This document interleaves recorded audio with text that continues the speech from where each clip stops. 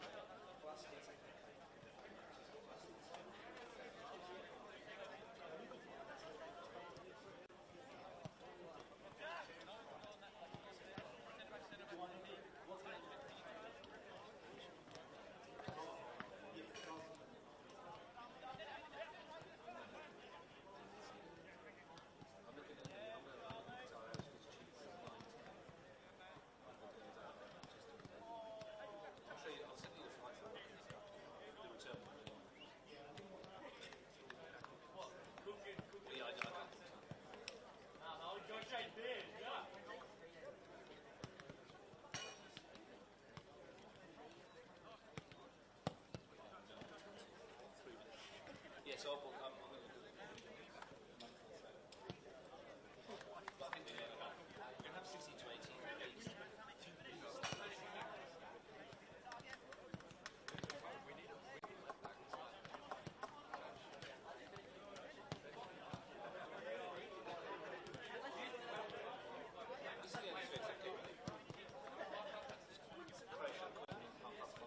I was actually going to raise it.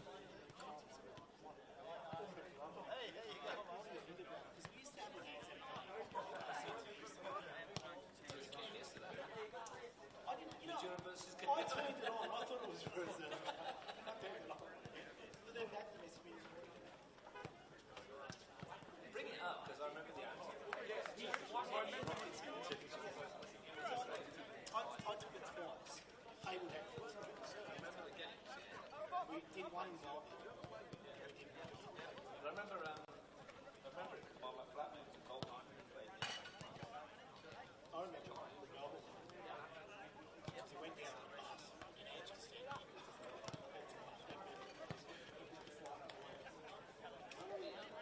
because Tottenham once played Gungahlin. Gungahlin once played Tottenham one time. That's okay.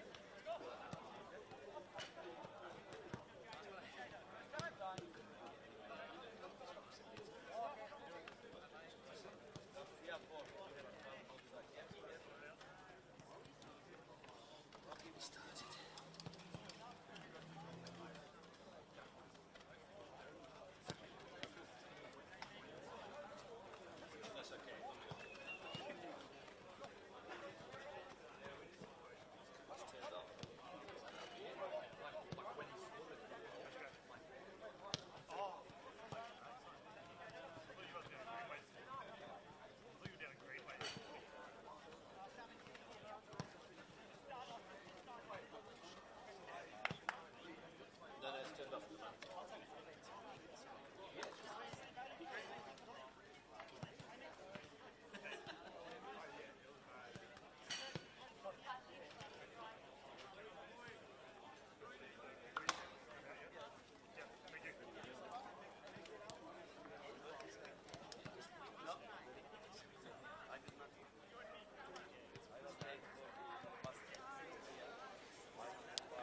Good afternoon and welcome to the South Jerrabomberra Regional Sporting Complex. Well, that's a mouthful.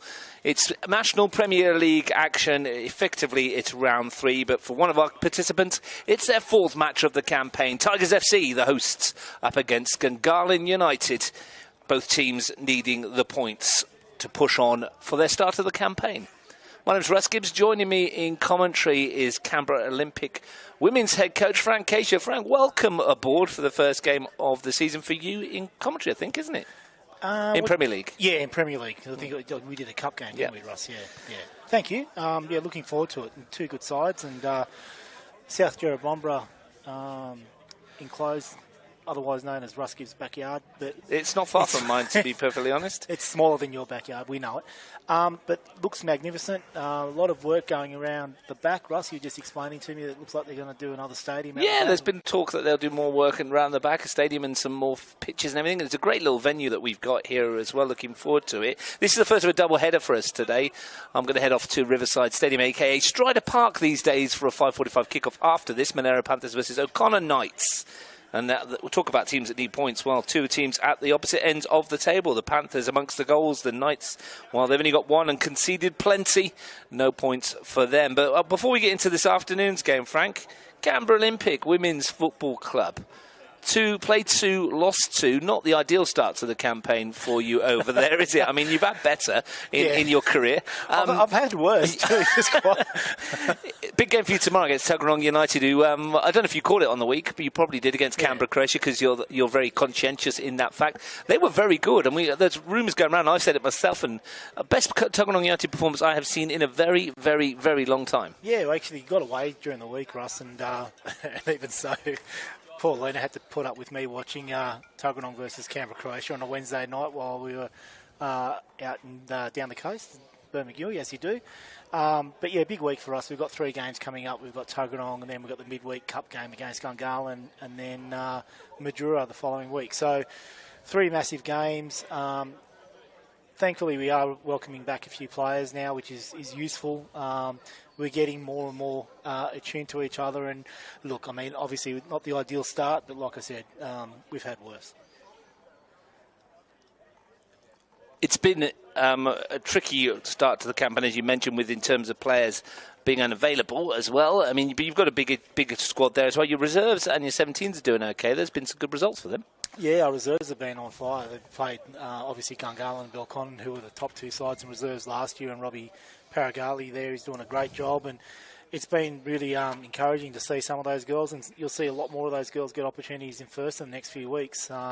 Even last week, we gave Georgia Chowdhury her first opportunity in first grade, and she did really well. And And then again tomorrow, there's a couple of more players that are starting and a couple more players that are coming onto the bench who regularly feature in reserve. So, I mean, a lot of that work's been put in place previously by people like Matt Keisha, who's now back from Spain, and Ali Cook, who's the TD at Olympic. So, yeah, look, I think it's a good program, and obviously we've got players coming through.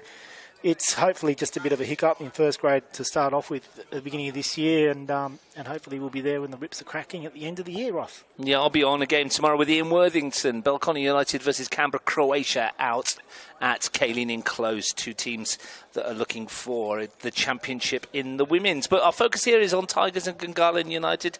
Different starts to the campaign, Frank. Tigers 3 games, 1-1 drawn, 1 lost. One can't be much more consistent than that in terms of spreading it out across the board. 4-8 against 5-4 points in their 3 games. Gungahlin United, well, they've got 2 points from 2, but they're yet to trouble the scorers. In fact, they haven't netted an NPL goal for 300 minutes, the last being Daniel Lawier's goal against Croatia in the 2024 qualification final. I'm sure we'll mention that again this afternoon. Defensively, very secure, obviously, 2 clean sheets. Offensively, a little bit shy. Yeah. Oh, look, I think, both sides would probably be looking at their results, wondering, what could have been. I think the big surprise for me, I suppose, watching Tigers so far this year was the draw against Gungahlin. Now, you play Gungahlin at Gungahlin first game of the season, you're going to expect a contest. That's a very different Gungahlin side to the one that we saw 12 months ago, and they've really come on leaps and bounds after having a season in NPL. But the one that surprised me more was, I fancy Monero to be top 2 at least throughout the course of the season, but the way they picked Tigers apart was what surprised me the most in that first game at Strider Park. So, look, I guess they bounced back really well last week, and that's what I expect from a Ali Effie side, and with the calibre of players that he's got, that's what you expect to see week in, week out. Gungahlin, no goals in 2 games, and obviously going back to the end of last season, that's a real surprise for me as well.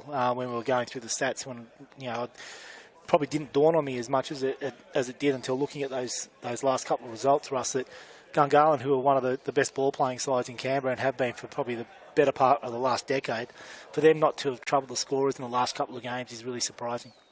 They did have that incredible second half in the cup game at Woden Park, didn't they, where they netted 5 in that win over O'Connor Knights. So and there is that other side of the coin. Again, and then that probably throws up more questions about O'Connor, and that's a game that you're going out there to today. O'Connor, who pretty much have swept all before them over the last 3 or 4 years, coming up from NPL, making the finals, and then, winning the championship. That's such a massive game this afternoon, and, Monero are full of confidence, and O'Connor really need to bounce back and respond to their last couple of results. Gungahlin beat O'Connor Knights 5-2. Tigers beat O'Connor Knights 4-0. So in football world, that means nothing. Tigers going to win. Absolutely nothing. Let's have a look at these 2 lineups then, Frank, starting with Tigers FC. We think, again, with Ali Effie's side, it's always hard to tell what you get given and what actually turns up on paper. We will see. William Lejeune will start in goal. I'm expecting 4 across the back, although more order we will see. Niall Steinacker perhaps right back, Shandon Whitehead left back, Marko Milutinovic to partner Sam Whittier. Thinking that Angus Pitkin, Angus Bailey and Tomohiro Ogawa will be the midfield 3, which will leave the front 3 with Archie McGregor and William Akio providing width, and Nick Popovic down the middle. The bench will see Gabe Tarazi, Hamish Wells, Michael Southam, Nikos Kaufas and Nick Taneski. Does that sound round about right for you, Frank? Yeah, I mean, from what you've told me, I think it does. But I guess one of the first things I look at is the benches, and when you see people like Southam, Kaufas and Taneski on the bench, you know that's a strong lineup. We'll have to wait and see what they line up out on the pitch. The formation, of course, might be different. Gungahlin United, well, we're expecting a 3-4-3 for them. Similarly, it might be a case of maybe 5 across the back. We will see, depending on how the game goes. Aidan Mumford has been named in goal. The back 3 sees Thomas Robertson start for the first time this season, having come off the bench twice. Jack Green and Julian Smith, the mainstays in defence. 2 wide fullbacks/wing-backs in Nikita Burns and Bailey Dickinson. Riley Brown and Samuel Thompson in the middle, Jaden Ripp and Luca Flores and Yoshida Shoki through the middle, playing as a false 9. No recognised centre forward that you can see in that lineup, although Rippon has played in that position before. On the bench, Isaac Alves, Giancarlo Daddario, Dennis Ayo, Ile Darwich and Ibrahim Obeid. Yeah, I'll be really interested to see how they do line up with with what you've got down here as a back three.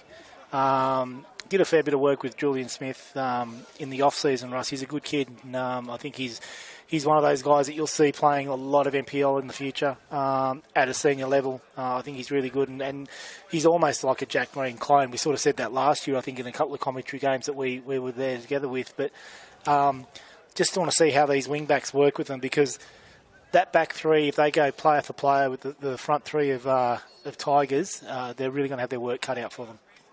The referee today is Delphina Shakespeare, very experienced. Harold Spann and Thomas Stuparich are on the lines. Yeah, already it looks like Jack Green's probably on the left side of defence, Russ, with Julian Smith in the middle and Robbo out on the right. Yeah, maybe a 4, look, judging by the way they've set up there at the moment. Potentially, yeah, they could. Whitehead and then Riley Brown in the holding midfield role, but we will see. I'm sure it will be quite fluid. Yeah, I think that looks a little more like it. So Delphine Shakespeare gets us ready to go. The only 3 o'clock kickoff today in the Premier League.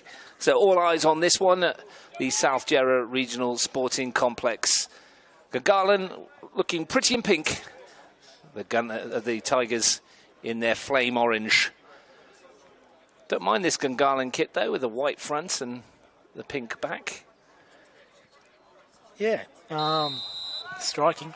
I know the girls played in it. Against us last week. And, well, it might look striking, but they've failed to be striking in terms of NPL action so far up front. They seek their first goal in over 300 minutes, as I mentioned. The last NPL goal scored by Daniel Alawiye way back when in the qualification final last year. How long will that NPL goal drought last? And it looks like Luca Flores is leading the line for Gungahlin Russ at 9. It looks like just in front of a 3. Yep. So it's almost like a 4-1-1-3-1 or something like that. They've just swapped again. It's going to be very fluid. They are with Javier Roca's teams. Here's Marko Milutinovic playing at centre-back alongside Sam Whittier. Looks very much like we thought it might be with a 4 at the back. Steinacker and Whitehead, the wide 2, and then your 3 in midfield. With Bailey, Ogawa and Pitkin. Whittier. Ogawa lets it run. Popovic. Ogawa again. Milutinovic. 46th NPL appearance for him today in the Canberra competition. Obviously had spells elsewhere. Been a real mainstay at Tigers, hasn't he, Russ, since he's returned to Canberra? And Popovic is offside. He certainly has a centre-back. Scored 5 goals as well. He's had a few centre-back partners over the course of his time since he's been here. Hamish Wells has had a spell there with him. Michael Southam has been on the bench too. Noah Steinacker has been known to drop in next to him, but it seems to be alongside the skipper Sam Whittier that they look the happiest. Yeah, I know he formed up a pretty good friendship and partnership with one of my old mates from Monero, Kyle Senior, a couple of years back before Kyle moved back to Interstate. And they still remain pretty good friends. Popovic. Tigers looking to get on the offensive, using Noah Steinacker outside him. Popovic has won it back again. He's been sharp this season so far, Nick Popovic. 2 goals in 3 games to start the season. Scored against Gungahlin, the first goal of the season, then netted against the Panthers.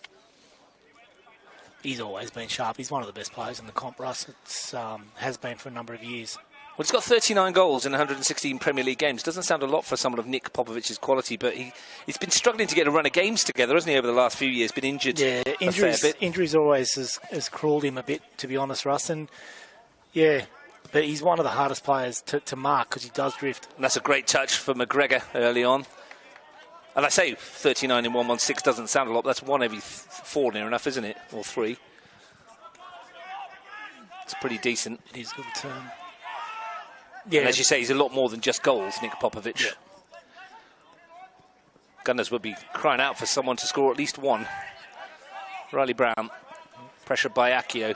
Yeah, he's done well there, Riley Brown. Angus Bailey changed his shirt number yet again.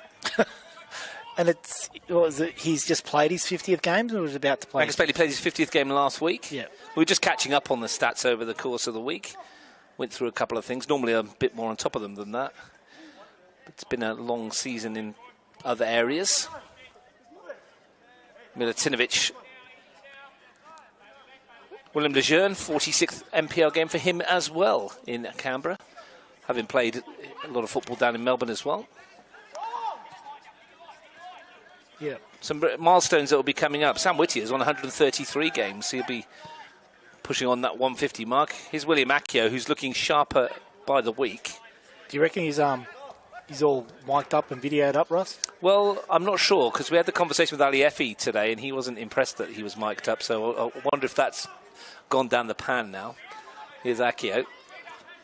Good turn to get away from Robertson and send it across. And it's come for McGregor, and it's blocked on the goal line brilliantly by Burns. He's kicking himself, I think, Archie, there. I think had plenty of time to pick his spot and really good defending on the line there, but the alarm bells will be ringing in the Gungahlin side. Accio went past Robinson pretty easily there, Russ. Like I say, he's getting sharper now, William Accio. He's only played a couple of games since that ankle break in July last year. Going to get the elephant in the room out in a moment, Frank, and I'll talk to you about it in a second. The corner's whipped into the penalty area, and it's causing problems. Accio was climbing. Shockey can't get it away, and it's only presented to Steinacker, who's sent it straight into Milutinovic, into a sore area. They're struggling to get it away here, Gunners, but now there's an opportunity to do so with Riley Dickinson. And I was going to talk to you about William Accio, because for those of you that haven't seen it, there is a moment which William Accio would probably want to forget when he was playing in Canada, I think it was, when he happened to clear one off the goal line, didn't he? For the wrong side, yes. Yes. Yeah, it's a very famous mistake. I mean, everyone makes them. It's a good ball. Come back to it in a minute. Shockey knocks a crossfield ball, cracker, and Burns up the other end. Yeah, one he'll want to forget, isn't that right? And I'm sure it's plagued him down his career. Yeah, if you get a moment, have a look at it. If you can't find it, hit up Russ. I do have it. I sent it to you to have a look at. I will own up for that one. I thought I recognised the name, and something came to me. Pretty open start, Russ. It is. It's a good, bright start to both games. Anyway, William Ackio's got a lot of qualities into his game, and I'm sure we're seeing them week by week, and I feel he's going to be a good acquisition for Ali Effie's team. Ali Effie, Frank, is off after this one for a week to Madrid to be part of the FIFA TDS talent identification program, I think it is, under Arsene Wenger. Right. So he goes off this week. He misses next week's game against Tuggeranong United, doing this course with the Arsenal managerial legend. And what a great experience that will be for Arsene Wenger to work with Ali Effie. Well, it's handball. Isn't that right? Absolutely, yeah. I'm sure he's probably telling everybody the same ththing. We wish Ali luck. Guess who's coming. Yeah. We wish Ali luck and hope he enjoys himself. Good turn there from Archie McGregor. Popovic, chance to run at Burns. And to use his physicality as well as his skill. It's come off Jack Green. Tigers just starting to turn the screw a little here. Shockey. Nice turn by him as well, Yoshida Shockey. Looking for Thompson. Loose touch for him, and it's tidied up nicely by Shandon Whitehead. Thompson's made some good runs, good forward runs, Russ, in the first few minutes, but he just let himself down there with his first touch. No score, early days. Tell you what, it's just getting back to Archie McGregor. It's actually good to see him on the field, because I watched a bit of that Madura game in the Cup, and that last couple of minutes when he got that tackle, I thought it could be a couple of weeks out that. Yeah, I've seen the images afterwards of the pictures. I don't think you probably have seen them yet, Frank. You'll have to get him to send them. Not pretty. The I can imagine. It wasn't a great one. It wasn't great. And you could, just watching it at home on YouTube, you could hear him scream straight away. Generally, when that happens, it's not great. Robertson's clearance only as far as Whitehead. Popovic. Accio still there. Here is Accio. Wants to have a run at Robertson again. Milutinovic screaming at him to take him on. Whitehead's taken over and overcooked the cross. I mentioned this is the only 3 o'clock game in the Premier League today. There is a small matter of a reasonable CPL match this afternoon, I believe, Frank. Oh, is that O'Connor and Olympic? Over at O'Connor Enclosed. Yep. 3 o'clock kickoff there as well. If anyone's watching us while you're at that game, feel free to let us know what's going on. We always like to keep across that. I'll see if I can get some... You might be able to get it on Football 24 or something like that. Popovic. I'll like to say hello to Daniel Sparrow, who's watching. And no, not many players are as sharp as Daniel. Daniel Sparrow is what he's prepping for his game tonight at 5:30 against Queanbeyan City. So I'm assuming he's selected, of course. I'd say so. I could let you know because I've been sent the team, but let's come off of Shakespeare.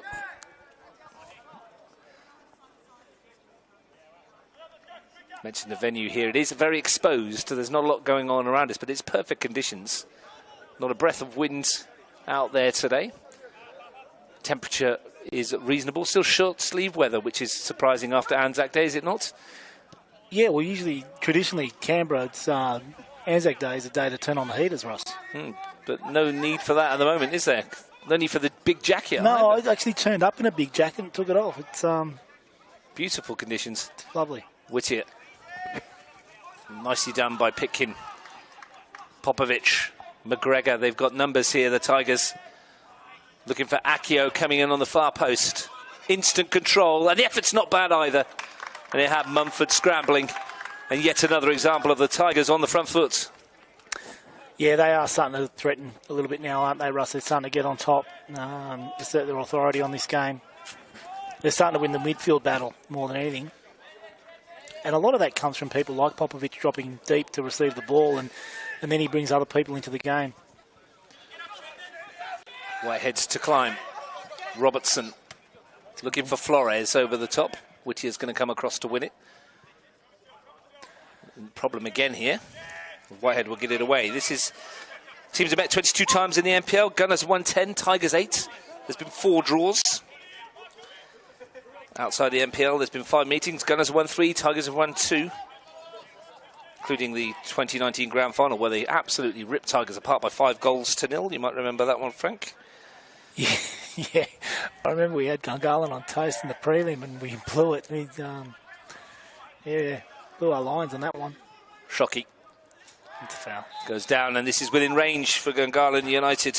And that might be one of their better avenues to goal, Russ. I mean, you've got Jack Green and Smith who can get forward here. I know you've said Tigers are usually a pretty tall team with the likes of Steinacker and Minatilovic, but gee, they've got they meet their measure here with Julian and Jack. Well, Julian Smith is actually the tallest player in the park, isn't he? I think it might just be a couple of or an inch taller than Willem Lejeune, the goalkeeper. I think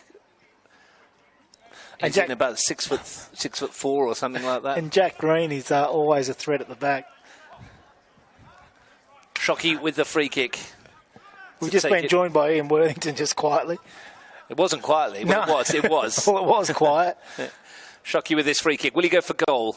There's a wall in front of the wall as far as Willem Lejeune is concerned. Shockey has a go. Doesn't hit the target. Frank, I'm just going to say, Frank, if you do see me looking nervously over my shoulder today, it's not because Ian Worthington's joined us. It's because when I was in here earlier, even though this is a new build, there was one of the biggest huntsman spiders I've ever seen on the wall. He's crawled away now. I think he's gone up into the roof, so I'm feeling a bit better. He's found your car. I mean, I'm not really an anti-spider person, but when it was that big, I was in here with the Cracknell boys, Harrison and Ben, the referees, and let's just say that they weren't over-enamoured by it either. So he has disappeared, thank goodness. And I think if anyone was in this room in the last 5 minutes, you know that I'd be concentrating on the game. Absolutely. Great ball forward towards Ogawa. I'm not looking over my shoulder. Otherwise, I would have seen Ian Worthington coming up behind me. Yeah, for spiders or anything. Yeah, spider, all right. First set piece for the Tigers on this near side. William Akio and Shandon Whitehead have gone across to have a discussion. I think it will be Whitehead will take it. And it is currently 0-0 at the Olympic game, Russ. So Thanks for that. You got the updates? Got the updates coming through now. We'll keep us across that one. Big game in the CPL this afternoon. Whitehead with the left foot out swinger into the danger area. Came off of Ripon, I think it was, defending. Just hacked anywhere by Gunners at the moment. Plenty of time for Angus Pitkin. Bailey, wide for Steinacker.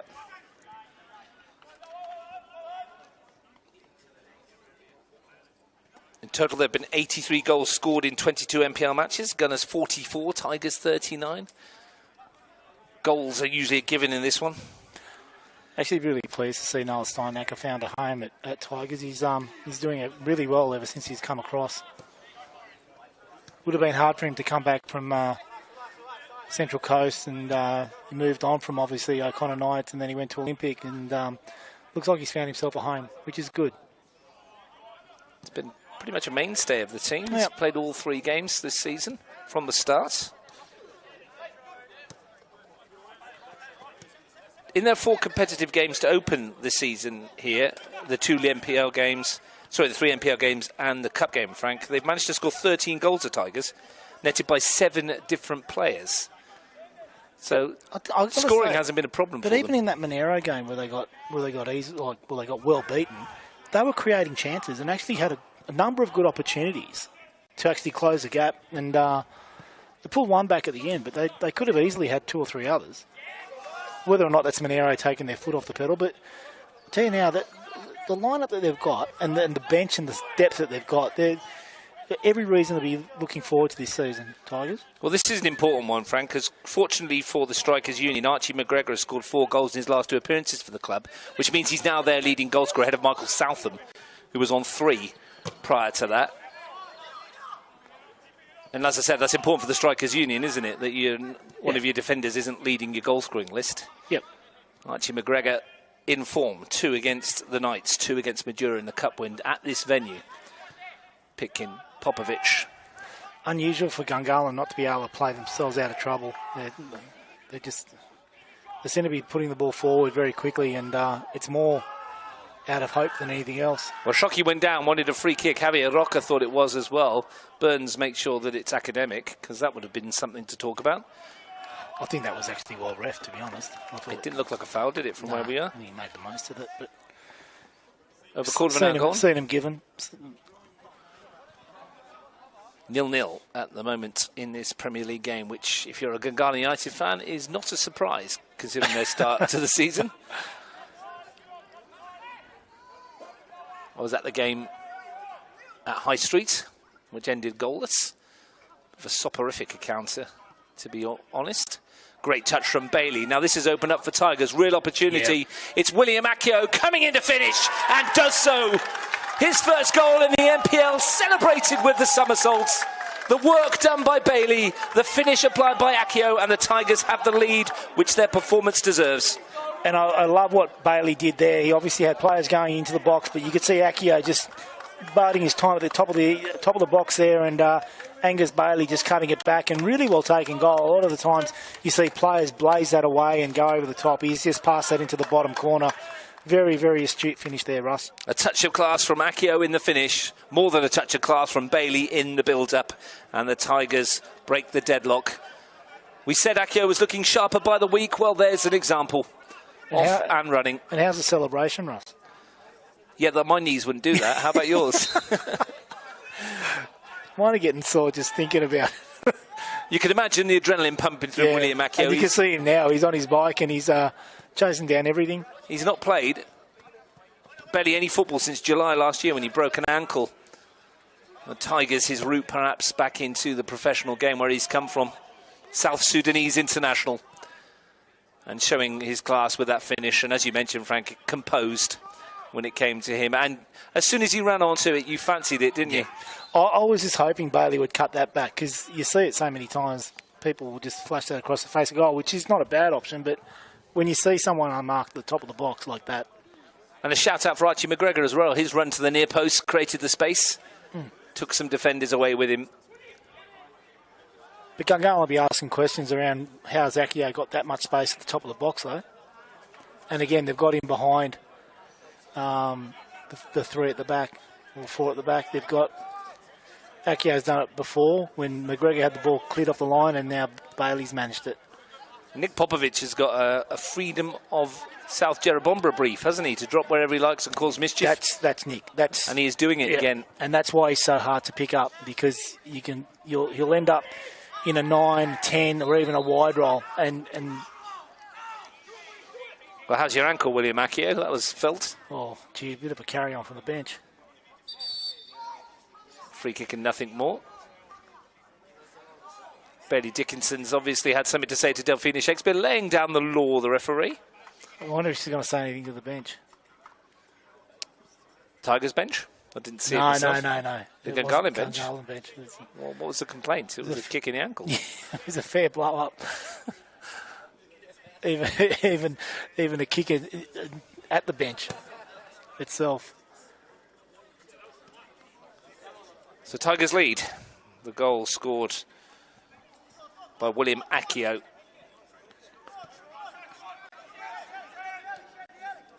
Milutinovic finds Whitehead.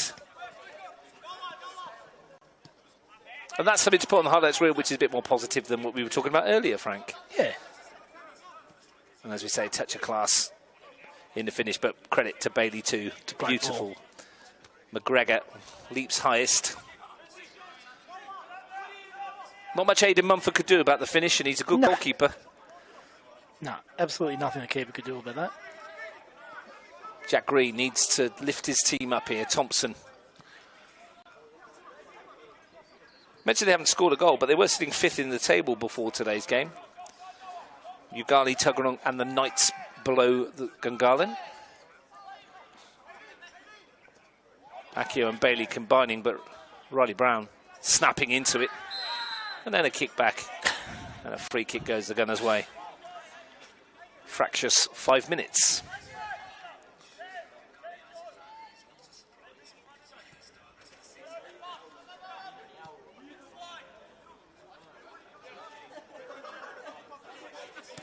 Three of the 4 games they played last year, it was the Gunners that took the lead.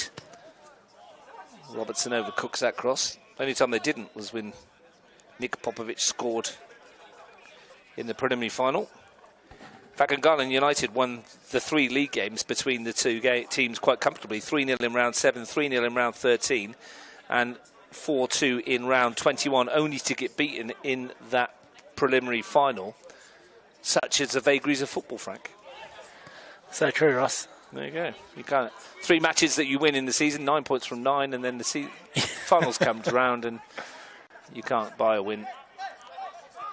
Well, it nearly happened to us last year. We lost 1 game all year, and then we lost to Belconnen in the major semi, and we're 2-0 down against Canberra Croatia in the prelim. Like, somehow got back into it. Dickinson was shanked by Whittier. Opportunity for Thompson, perhaps.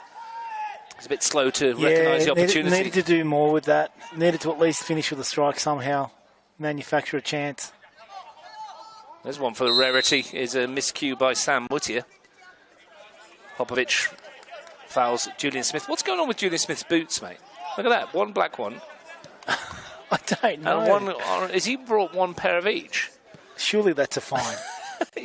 You'd think so. Whoever's doing the fines at Gungahlin, that's double. When the camera goes back there, you'll see it. Dickinson. They actually worked that little 1-2 well. It's unlucky that Riley Brown is... Oh, that's bad. Here goes Accio. That's got to be a yellow card. Challenged by Bailey Dickinson. Silly challenge by Bailey Dickinson. That's his 3rd yellow card of the season in 3 games. Yeah, well, he was through there with a little 1-2, but he just trod on the ball and obviously tracking back and didn't like the looks of Accio running at his back 3. He's staring down the barrel of a suspension already. Accio looking in the mood. I still can't get over what's going on with Smith's boots. We'll ask him afterwards. I'm sure he'll watch this back later and we'll maybe split one or something. I don't know. Unless that's what they do these days. Is that how they sell pairs of boots? I'm not Mate, sure. I saw it. Like I said, I was doing a fair bit with him every week in the off-season and never saw that. So this is your influence, is that? Bailey, loose one from him. Dickinson wins it back, but as does Angus Pitkin. Whittier. Ogawa. Well, that's a chance to press. Yeah, Milutinovic calm under the pressure. Yeah, he did really well. Lejeune to pop it for Whittier. I'm surprised they didn't get more men forward there, Gungahlin. They could have almost picked off the Tigers' defence 1 by 1. Well, Riley Brown must have done a 100-metre sprint between there, but there was no support from anybody else. Ogawa definitely got forward, but he picked the centre mid, and Williams gone out wide. But they need more players getting forward there.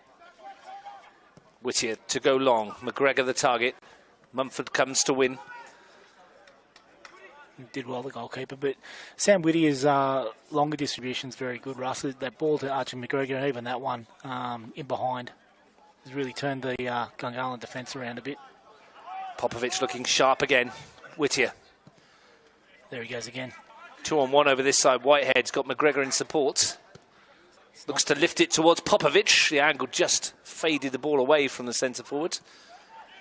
But they're looking dangerous here, the Tigers. Yeah, well on top. And wasn't a bad ball from to Whitehead here. Or no, it was It was Shannon Whitehead's ball in. wasn't it? Yep. It's looking more likely a second Tigers goal than a Gunners equaliser at the moment.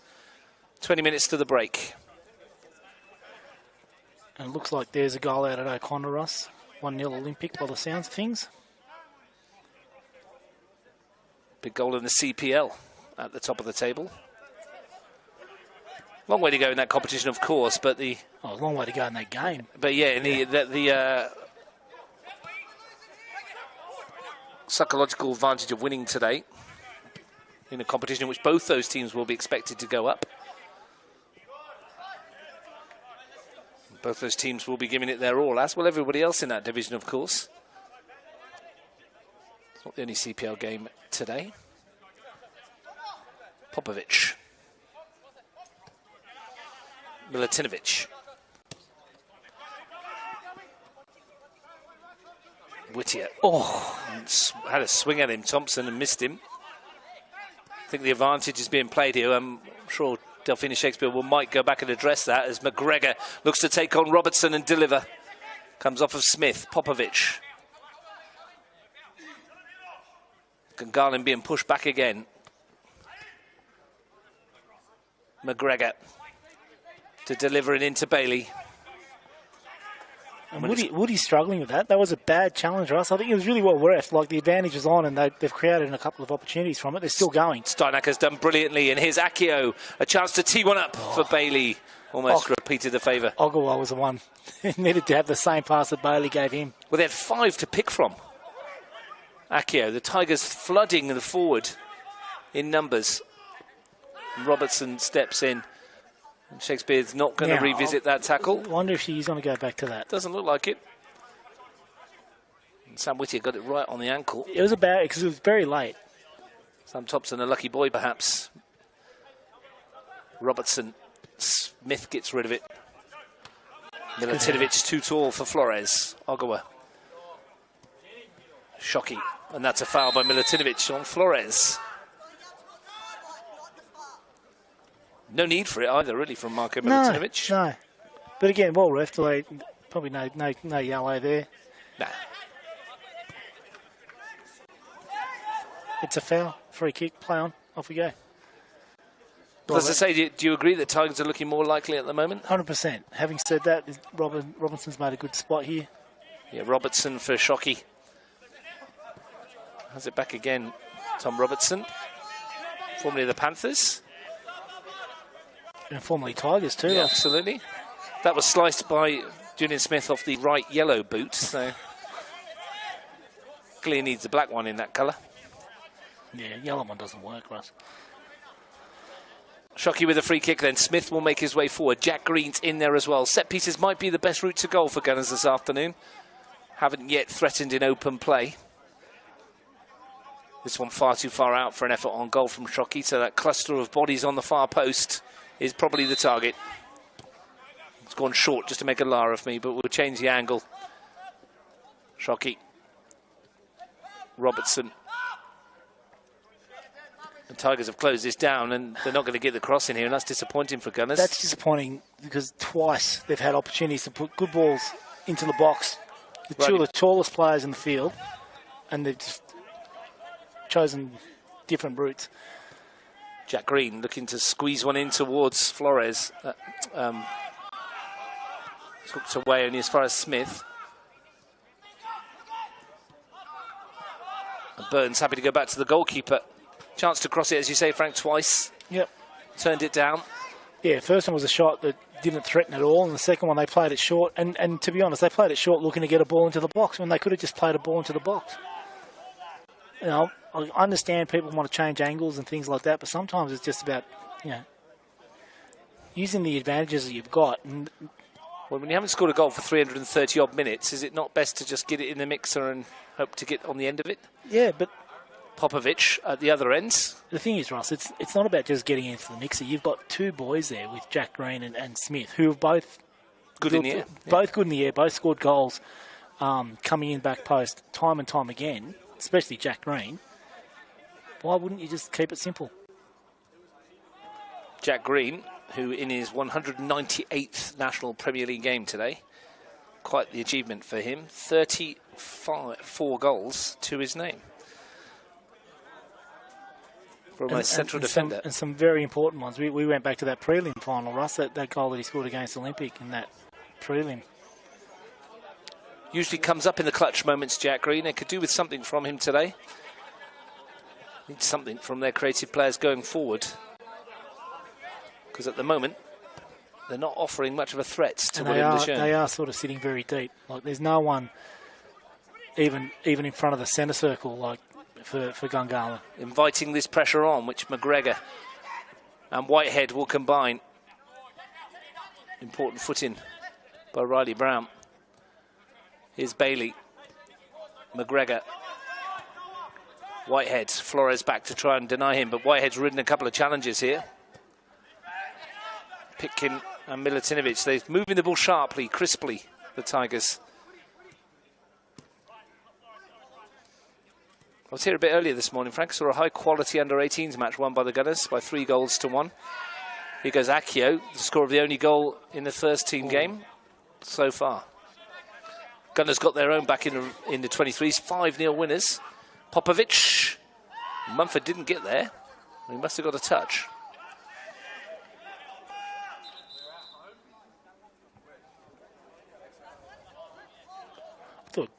I thought the ref was calling for VAR there for a second. Well, I was just for me and you. asking for a ball. What happened to the ball that went off? The one that went over the fence. Or did it bounce? How did that bounce over the fence? Robbo's cross wasn't great.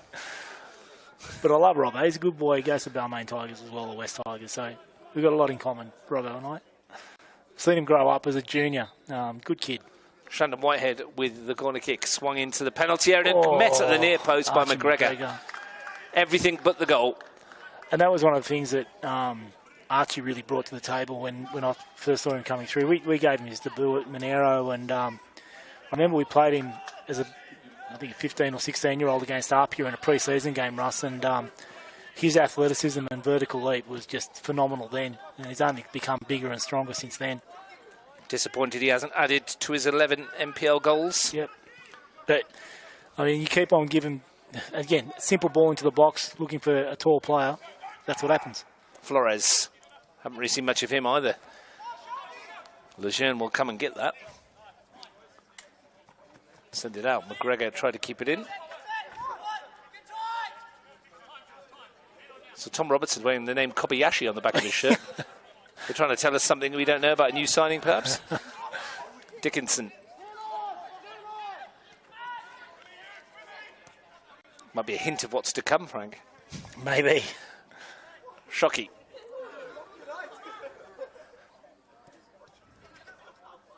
Dickinson. Shockey again. Not much room to manoeuvre out there. Start again. Looking for an option.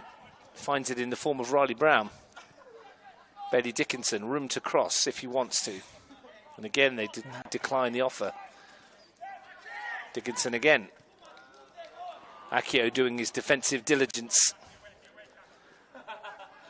And Steinacker. Reminder, 5:45 tonight, Riverside Stadium.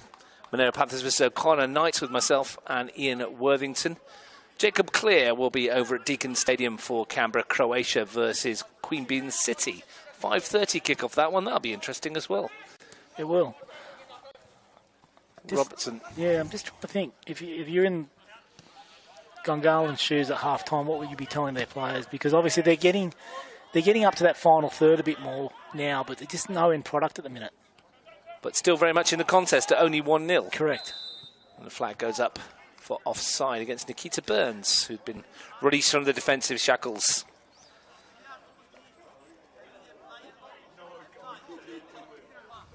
Front three for Tigers is very fluid, though, isn't it, Russ? You got Archie on this side now, and Akio through the middle, and Popper just pops up wherever he wants, but he's over on the right-hand side. It's causing issues for Gungahlin. 3 matches in the Women's National Premier League tomorrow. Frank Keisha's Canberra Olympic against Tuggeranong United at 2 o'clock at O'Connor Enclosed. ANU women play West Canberra Wanderers at Ainslie at 3. I'll be at Kaleen for Balcona versus Canberra, Croatia, also at 3 with Ian Worthington. Gungahlin United's got the Women's Premier League weekend fixtures underway last night with an 8-0 win over Madura. Megan Castle on target twice. Gungahlin with a big win to start the weekend. And obviously Canberra United off to Central Coast Mariners tomorrow, Ross. Yeah, elimination final. You can still get on the supporters bus. Tickets still available. Go on to canberraunited.com.au. Oh, wasn't a bad ball there. Supporters bus departs at Mackellar from 7:30. The supporters bus provided by Queanbeyan City Football Club. It's their actual coach. It's been hired out for the day. Central Coast Mariners, Canberra United's opponents. Should Canberra United prevail, 2-legged semi-final, the first leg of which would be at Mackellar next weekend. On Sunday, I believe. Whitehead's ball for McGregor. Chance to run at the retreating Gungahlin defence, and he loves these positions. Archie McGregor bounces fortuitously for Akio. Whittier. Well defended, actually. Yeah, but they look threatening on the break as well. They get players forward very quickly. It's a good run. Steinacker on the overlap, looking to pull it back. Might come for Ogawa. Didn't quite. Now Flores can turn and go. First time we've seen Luca Flores with a bit of grass in front of him. Door shut very quickly by Whitehead. He's well defended too. Space for Ogawa to slide it through for McGregor. Angles acute. He's got no one with him. About to say, no one in an orange shirt in support of McGregor at the moment. Has to do it himself, and Julian Smith makes sure he doesn't. Good battle, this. McGregor had a little pull at Smith. I think Archie McGregor would have looked up there, Frank, and for the first time this afternoon, not seen an orange shirt in support. Yeah. 10 minutes to break. What that also suggests is that Tigers, if they do lose the ball, they get back very quickly. So, the likes of Popovich and Angus Bailey and these sort of players, they're all getting back and doing the hard yards in defence as well. Bailey and Akio not quite able to combine as effectively as they did for the goal. Green. Can they clip it over the head of Milutinovic? Rippon. He hasn't been able to get himself involved too much, Jaden Rippon. Popovich happy to go all the way back to Lejeune.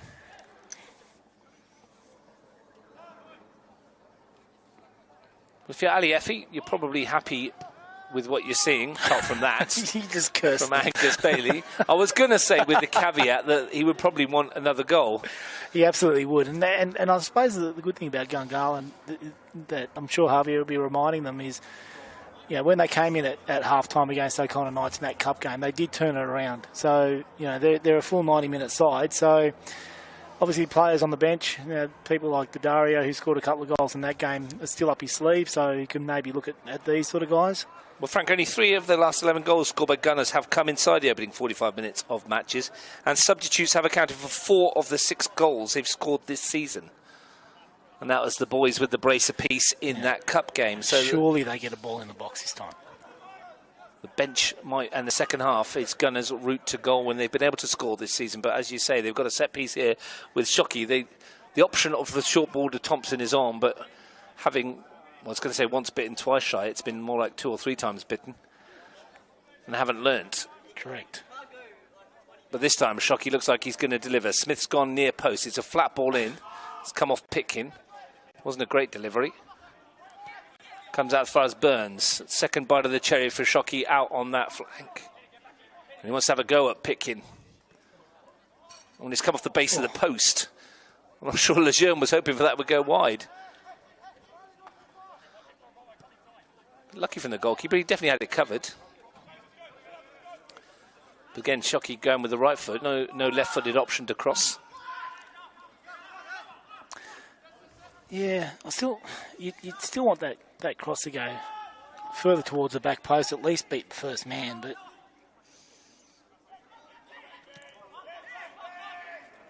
Mumford finds Smith. Robertson's further forward. That looked like the whole ball was still in from No, here. it was fine. It was fine. From where we were. Good view of it, wasn't it? Yep. That's not a good ball from Smith, though. Steinacker, that is, to find Akio and a chance for him to run at goal again. Popovic arriving in the middle. Really important interception for Green. I think Nick Popovic had a yard on Smith there. He did. I think that looked like more of a shot than a cross, though, Rustin. You think? I'll give him the benefit of the doubt. It was a scross. Attempted anyway. Shockey to turn. The dinked ball out. Pitching wedge finds Rippon. Steinacker in front. And Rippon's got past him, and Flores going to win in, and Milutinovic under the challenge goes down, and a goal kick is the outcome. Luca Flores was creating a bit of havoc there and just got that touch in front of Marco. Must have been close to getting a little nick on the back of Luca's ankle there, Russ. But Delphina Shakespeare in the right spot. No real complaints from those in pink and white. No, but I reckon Milutinoc's heart skipped a beat there when he looked up. Whitehead, he'll tell you he was nowhere near him. That doesn't always matter. It doesn't matter. You've got to give him the benefit. But when you see a referee point to a goal kick, sometimes not much difference between. Picking, well, how's your touch, William? If he's sitting in row Z, yeah, maybe. Wasn't a great ball from Angus Pitkin. Pinged it towards the stands on that far side.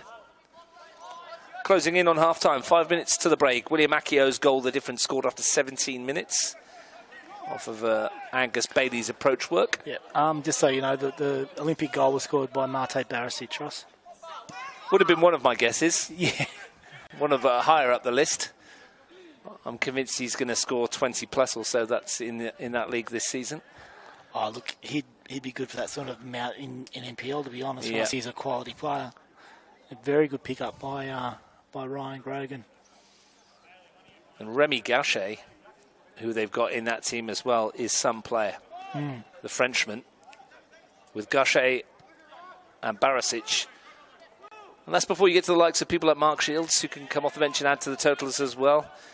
Anthony Timotheo is always good for a goal or two. Good squad, that Olympic team. Full of goals already this season. I'm sure they will be the favourites to go up. Should they win today, they'll definitely be installed as favourites, because we will do that. Yeah, I mean, having said that, I mean, Belconnen got a very good side. Oh, absolutely they do. It wouldn't be over for sure, but that's how football works, isn't it? If your top two play each other in what you believe are the top two and one of them wins, they automatically get installed as favourites. Hence Belconnen United in the Women's National Premier League are now a shoo-in, apparently. Pretty much.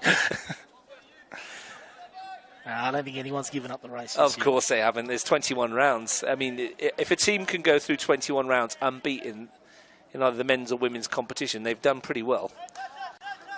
It's almost very unlikely these days. Gee, I tell you what, he was a big chance there if he can get that ball over to Robinson. Riley Brown, wide towards Burns. Brown again. Robinson again can make a good run here. If he gets outside of McGregor, a bit slow to get to him.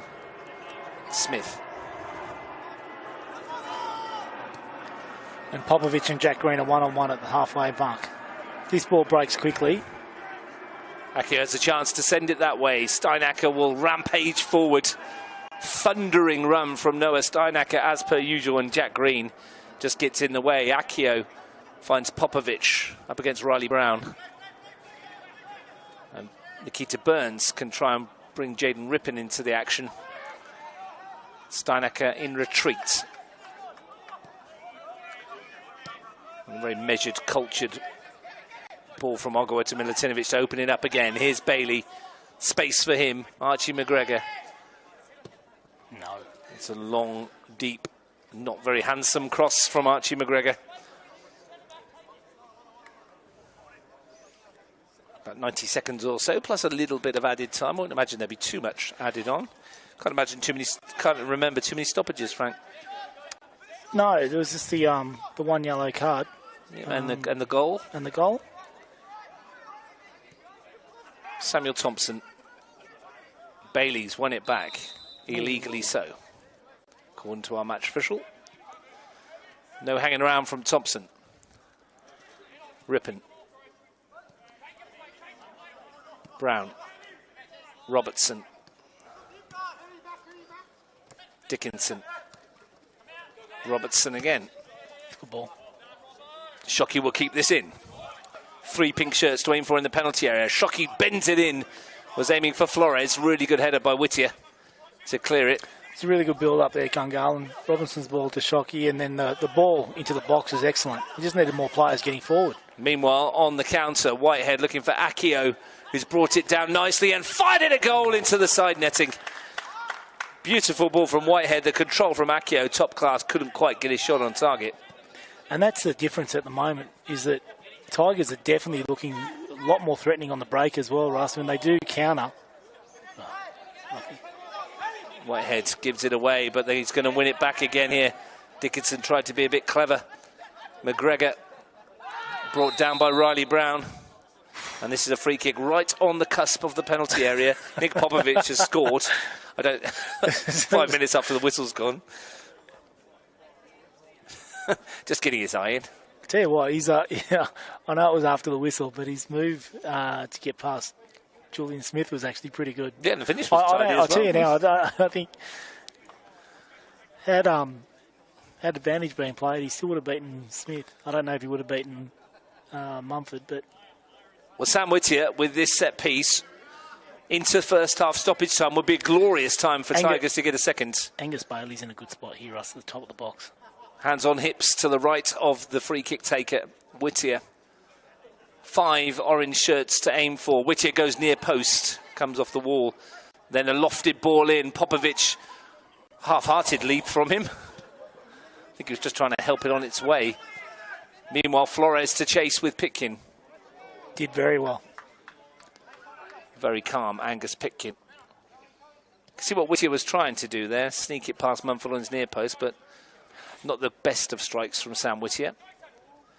Milutinovic sees it charged down by Thompson, falls kindly for Pitkin. Robertson sticks a leg out. And that'll do for half-time, says Delphina Shakespeare. And Frank Keisha, a half in which Tigers have dominated it for the majority of it, and they will go in ahead. Absolutely. I think, look, Aliyev, you'd be pretty pleased with that. I think he's... they've asserted their authority early in that game. They've created a lot of opportunities. They look very, very threatening. I suppose from the Gungahlin point of view is they're still well in this. So 1 goal.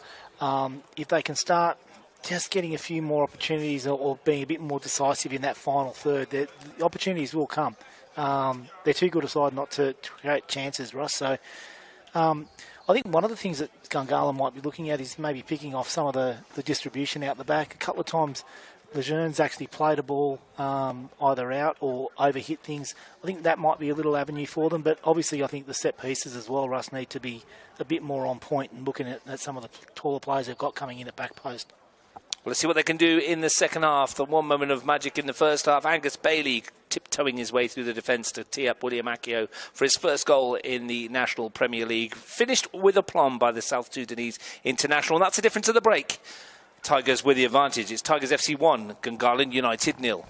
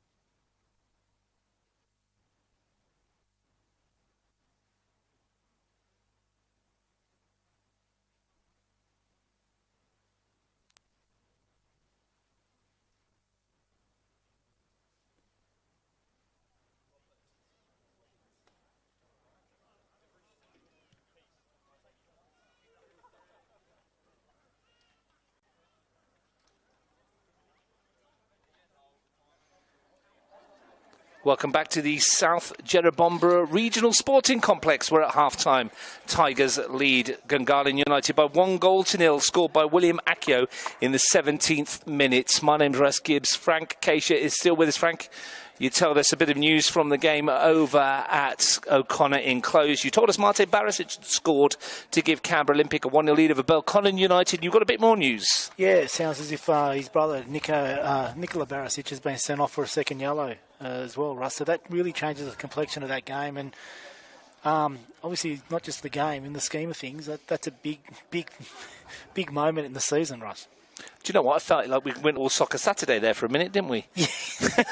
I could have done that. I don't know what you're talking about. I don't know what you're talking about. All right, Chris, calm down. Look, has Gungahlin made a change there? I'm just having a look around the team to see Robertson. It looks like it's the same 11 that went out at the first half, and it looks like it's exactly the same as well. No, it's not. Nick Taneski is on for the Tigers. They've made a change. Akio. Oh, no, Akio's there. Akio's gone into midfield. I think it might be Angus Bailey who's made way. Nick Taneski for Angus Bailey is the only change I can see at the moment. Just casting my eye around everywhere else as the sun makes an appearance, and that's it, isn't it? That's the one and only change at half-time. It's the team in front that have made it. Nick Taneski, 33 goals in 65 NPL appearances before today in Canberra, on the pitch to add even more firepower. But it's the Gunners who are looking for a goal. Now 345 minutes plus without one in the NPL. This was a team that last year scored a bucketful led by Lukman Ahmed Shaibu. Mentioned in the game I did the other week, Frank, of the 12 players that scored for the Gungahlin last year, 9 of them have departed the club. Yep. And William McCloskey, I think, is in the reserves. So there's barely a goal between them, and I could tell you how many in a minute. Shockey goes running through, no challenge there at all. In terms of goals in the NPL overall, Jack Green's got the 34 that we mentioned. Julian Smith had 1 last year, a header at the AIS. Riley Brown's got 2 to his name. Jaden Rippon's got 1 in 6 games, and Luca Flores has 35 in 90. There's not a lot of goals in the NPL. And on the bench, only Ellie Darwich has scored any, 8 in 91.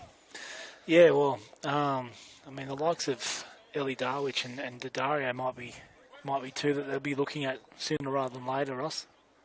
Well, Giancarlo Daddario, off the bench a couple of times, scored the brace in the cup, looked quite sharp when I've seen him play. Steinacker's getting forward here. Loves a run forward, does Noah Steinacker.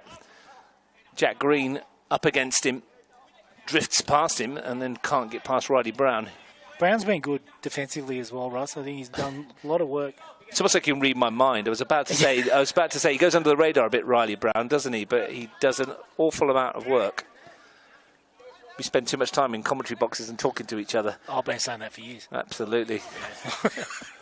Only people are happy are our respective wives. I was going to say the same thing. I'm telling you, it's... Lena kept sending me out. Go and commentate, Ross. Yeah. Shouldn't we be commentating today? Flores, angled ball for Dickinson. Here's a chance. Oh, and it almost teed up Thompson. Hooked away by Whitehead. Won by McGregor. Akio loses out to Flores. Shockey. I'm going to say about the Jerrabomberra surface, it's a quick surface, Russ. It looks like it's pretty... The grass is pretty low to the ground, and everything's been running on a fair bit. It's not the softest. Had a walk on it earlier. It's a bit hard, but it's certainly okay. Robertson unable to turn. Got through Taneski rather easily. Still going here, Thomas Robertson. Still going, Robertson. Bludgeoning his way through the fullback, and he's never scored an NPL goal in 14 Well, it's funny you appearances. say. I mean, like I said, I've seen Robbo grow up. He's the same age as my eldest, so they've played a lot of football together. Robbo actually started off at sort of Western Creek as a kid up front. He was just scoring for fun in juniors, and then eventually made his way through to Maris and then to Monero and ended up playing right back. Difficult to get into that Monero team anywhere else, wasn't it? To be honest. It's a good kid. good family, good, really, really lovely kid. He's got his first start of the season today, and he's done okay so far. That's a free kick. It's not Dickinson again, is it? Well, it was indeed. He's already on a yellow, isn't he? He is. Needs to be a bit careful. Bailey Dickinson already mentioned he's got 3 yellow cards in 3 games this season. There's always a chat around the office with myself and Declan about the assists table and the goals table, but also the yellow card table. Which player's going to pick up the most yellow cards in the season? It's a bit of a lottery, isn't it? Really, depending on who's reffing at the time, I guess. Oh, you could. I tell you, there'd be a few. There's one or two you could name. You could sort of tag a few that you think will pick up their fair share. You don't want to mention anyone on air, would you? I'll go at Bilatinovic.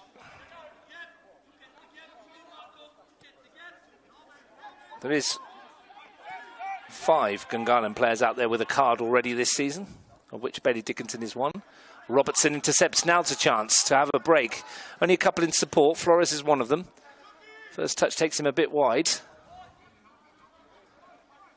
And forced to come backwards. Now Tigers back in numbers. Just a bit shy on numbers going forward there, Gungahlin United, when they turn that over.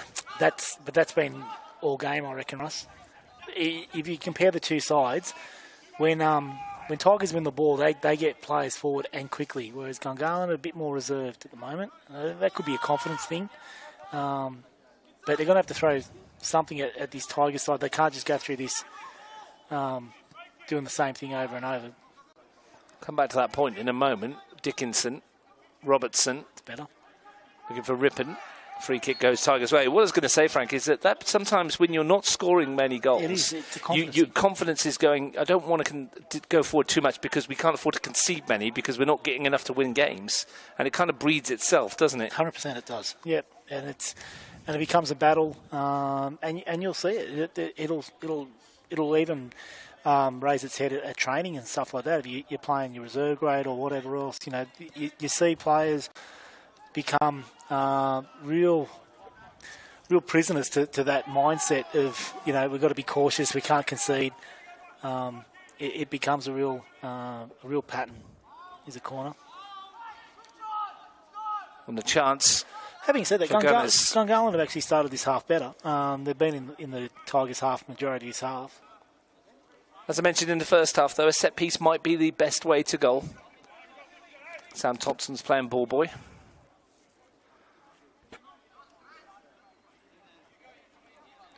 Here is a corner kick from that far side.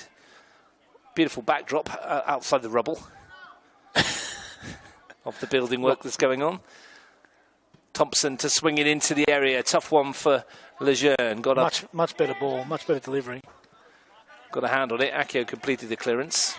There's obviously a real mindset around in-swinging corners because that was left footer as opposed to when... in the first half, was Shockey. Mm-hmm. Yoshida Shockey. Yeah, lovely little backdrop of the hills, isn't it? And the golden trees. Plenty of work going on around here. Riley Brown's won it back. Now here's a chance for Thompson. Wants to cut inside and have a go. Don't blame him, but Shockey throws his arms up in despair. Jaden Rippon was making a run the other side. He would throw his arms up in despair. Yep. But that was a lot better. Luca Flores, the skipper, gives him a clap. Yeah, it's one of the few times Gungahlin have managed to get a shot away from that final third. So, look, I think they're building a little bit here, Gungahlin. Come out of the blocks pretty quickly in the second half. So I meant Luca Flores, the centre forward, not the skipper, of course. Jack Green wearing the armband. There's one for Taneski to get in behind. He's barely had a kick in the second half so far, Nick Taneski. 8 minutes of it gone. Don't want to give him too many sights of goal, though. Jack Green. Needs to be careful here. Coolest man on the park finds Nikita Burns. Ogawa putting the pressure on. Green nicked off his toe by Akio. Burns away from Ogawa. Shockey. Change of pace. Change of direction. Good ball in for Flores, who met it at the near post. And got there before Mumford, but couldn't quite steer it into the open goal. But much better and brighter from Gungahlin United. Much better. And that was almost unlucky there. I mean, it was pretty unlucky there from Flores because it was sort of 6 to 1, half a dozen of the other. It wasn't a strike on goal and it wasn't controlled. It was just one of those ones that sort of bobbled off his leg and it sent the keeper the wrong way. But I think anything on target there, Russ. I think we could have been looking at it 1-1. Well, Lejeune went to collect it, didn't he? And it wasn't there to collect because Flores got there first. Accio up against Smith. Oh. And Accio's caught Riley Brown late there with a follow-through, and the referee's waved play on, and Brown felt that, and Steinacker might take advantage. Gungahlin will be apoplectic with rage should something come of this. It's McGregor. I think Accio might have been fortunate to get away with that. Loose control, and he definitely caught Riley Brown on the follow-through. Your thoughts, Frank? Yeah, it was a very willing challenge, and we've got a good view of it from here. Yeah, the view up here is brilliant, isn't it? It's just excellent. No complaints about being able to see things. But, yeah, middle of the park there, that was a really willing contest. And there's a yellow card coming out here. The bench. For Javier Roca, I think. He was having words about the free kick that wasn't given. I can understand his frustration a little. But, I mean, don't really want to be carrying on. He hasn't given it. So. No, but they played advantage. Oh, no, they didn't. Because gone the other way, gone the other way. Well, my view was that Riley Brown went in for the challenge, so did Accio. Brown got a toe on it, and Accio caught him. It was a free kick, nothing more. Oh, yeah. I mean, you could have. I mean, you can complain about it. I get it. As a coach, you get frustrated, but you probably dodged a bullet in the first half with Thompson. And Bailey Dickinson's put a couple in the second already on a yellow, hasn't he? So, yeah. I mean, it swings and roundabouts, isn't it? Referee was right on the spot as well. Like I say, we get a panoramic view from up here. One of the best views in the competition, without a shadow of a doubt. Yeah, it's really, really good. Burns. That's why we want to play some finals football here, Frank. Oh, why wouldn't we? Yeah, absolutely. Shockey wins in neutral venue as well. Dickinson lets it run. That's nicely done. Pickens stays with him. But see, even now, Russ, there's 4 or 5 players, Gungahlin. Shockey, bit heavy, runs into Ogawa. Still going, Shockey somehow. Bludgeons his way past a couple. It was all about power.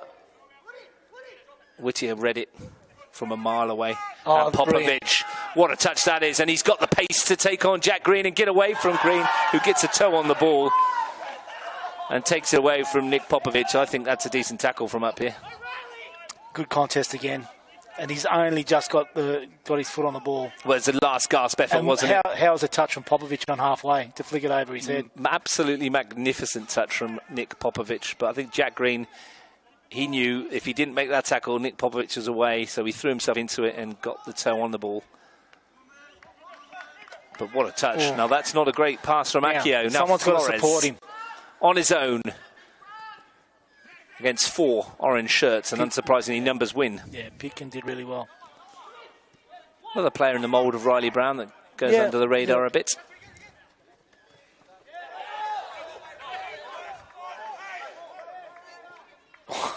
Burns gets on with it. Yep. Yoshida. Tell you what, that was an interesting one because no one seemed to be making a call on that. Burns has done really well this second half, Russ. Didn't notice him anywhere near as much in the first half, but this second half he's made some really good inroads and working well with Shockey there. Who's gone across to take the corner kick. Thompson's gone short. Nick Teneski's gone back to help out. Son's the undershirt, which he took off because it's probably a bit warmer than he thought. They've gone short again for Thompson. Change of angle. Shockey, flat delivery again, not a very good one. No. And Popovic has got Riley Brown under pressure, and Riley Brown does brilliantly to get out of it. But the break might still be on now for Nick Popovic. Brown screaming across to get there with Popovic. Steinacker making the forward run. He's done well, Brown, because Steinacker was away. Excellent from Riley Brown. Shockey's delivery in the box has been poor, Russ, most of the game, unfortunately. I don't want to say it, but I'm going to say it. Was it shocking? It set you up. You did. Just an observation, just with Angus Bailey coming out of midfield, it's given some ascendancy to Gungahlin. The midfield of Gungahlin is now on top. They've not created as much in this second half, have they? Akio's dropped into that role, and he hasn't been quite as effective as he has been out wide. Rippon for Gungahlin. I've not seen enough of him to suggest that he's played too much midfield this year, Russ. You probably know better than me. Akio? Yeah. Not very little. Yeah. Well, looks more of a wider part. I did see him come in midfield against Madura for a while, but it's a different test, isn't it? Yeah, different level.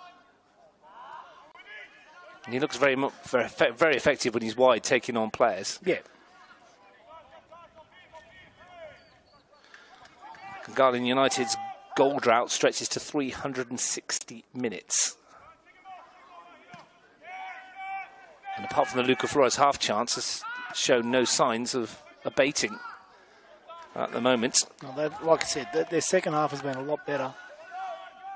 Well, they've been solid, haven't they, defensively? And this season, they haven't been a problem defensively. They barely coughed up a chance against Queanbeyan City last week. In round one, yes, Tuggeranong perhaps had a couple of opportunities to score, and maybe should have. But they didn't. And here today, Tigers have taken the one clear-cut opening that they created themselves. Ogawa looking to add to that. Thoughts about a hit. Did you see his goal at O'Connor the other week against the Knights? A stunner from Tomohiro Ogawa. Akio putting the pressure on. Does well. Quick feet as well. Akio! And work for Mumford. Routine work, but work nonetheless. Yeah, but that's where you'd like to see him operating a bit higher up on the pitch for mine. Robertson for Thompson. But yeah, I thought Olga was half in the thought of pulling the trigger there when that ball was bouncing up. Well, the bouncing hit he got against struck O'Connor. it. What a hit that was. Geez, I would have hit him. I don't think I'd have got it that far. It's a long way out. That's only because I was too lazy to run. That's a great ball, Flores. Finds Thompson. Looking to lift it in, and it's going to find its way here to Shockey. It's a chance for Gungahlin United. It's going to come out for Dickinson. And it came on him a little bit quicker than he was expecting. He couldn't readjust the body. Yep. Knocking on the door here, Gungahlin. The 2 clean sheets Gunners had before today was their best run of form defensively since the club kept 3 in a row from round 13 to 15 last year. Tigers have scored at least 1 goal in each of the last 17 matches now. Dates back to round 13 lost to Gunners. They've kept 2 clean sheets in a row after only managing to stop the opposition scoring once in the previous 8 games. Their last 2 clean sheets, including the cup win. So they hadn't kept a clean sheet for 8 matches before the last 2. They've got 1 under their belt at the moment. That'll be enough for the points if it stays that way. Popovic. A second goal would give the Tigers some much-needed breathing room. Burns doing the defensive work. And gets a corner kick. And Sam Whittier and Marko Milutinovic will go forward. And obviously Archie McGregor with his vertical lead. That was really well worked, actually, from Tigers. They got the ball out to Steinacker, and as soon as he started moving the ball forward, Burns was in 2 minds. Does he stay on Popovic? Does he go and close the ball? And they worked that well to get a corner. Nick Taneski to take. Steinacker in there. Akio in there. Whittier in there. McGregor. Milutinovic. Popovic. Plenty of names for Taneski, who whips it towards Akio. It's over his head. Will come out as far as Ogawa. And he's found Milutinovic, who's offside. Or may well have gone out of play before he got there. When it falls for Tomohiro Ogawa in that kind of range, you expect a little better. Robertson. Can Gungahlin United open something up here with Rippon? A drop of the shoulder. And when you put a ball across. Well, Luca Flores is asking that exact question, Frank Keisha. Yeah, Luca didn't do it as politely as I did. I should imagine not. That was the question he would have been asking as we enter it was a really the last good half build-up hour. again, Robertson's allowed Ripken Cadet down the wing, and there's no end product there. Had to be asking the question. Taneski. Great ball. And here's Akio. Flag goes up. From where we were stood.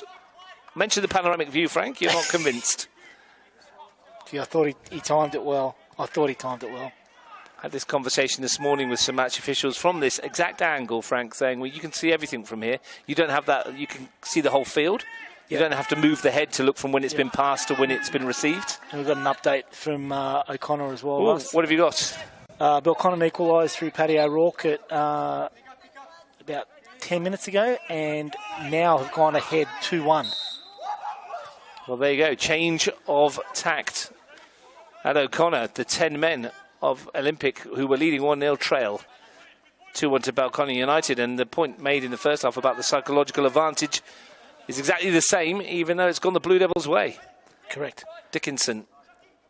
And when teams are really evenly matched, it takes those little things that make a big difference. Shockey into the near post, Good well delivery. claimed by Lejeune.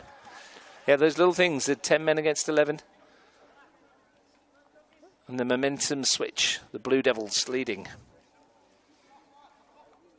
Speaking of the Blue Devils, we'll watch their female team in action tomorrow against Canberra, Croatia. Always a cracking match. Can anyone stop the Blue Devils' run at the moment? They've started the season with a pile of goals. And they look in good form. Croatia, though, themselves, 2 wins yet to concede. Lovely ball from Accio. McGregor's onside here. It's Archie McGregor up against Smith. Great feat from McGregor, and Smith does well. It's going to break out here, though, for Nick Taneski, who might fancy it. Drills it straight into Burns. Steinacker. You can hear the groans around the ground for poor old Nikita Burns. Steinacker's kept hold of it.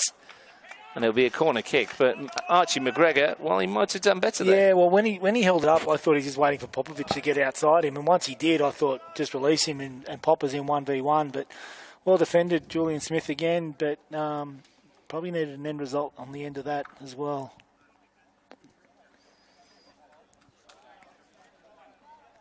Nick Taneski to take. It's a good watch though, Russ. It's much more lively than the first half. Chance for Taneski to send it into the penalty area. Met by Smith. The break might be on for Shockey. Only Flores ahead of him at the moment. Runners in support now with Thompson. Robertson. Who's made the run outside. Had to release it. It was a timid pass from Sam Thompson. McGregor's turned away from Burns. And that's a good recovery from Robertson. That's great work from Robertson. He's up and back there, but the one thing I've noticed with Thompson, he's very left-footed. Russ, I think if he released that a bit earlier with his right, they were a massive shout. Massive shout.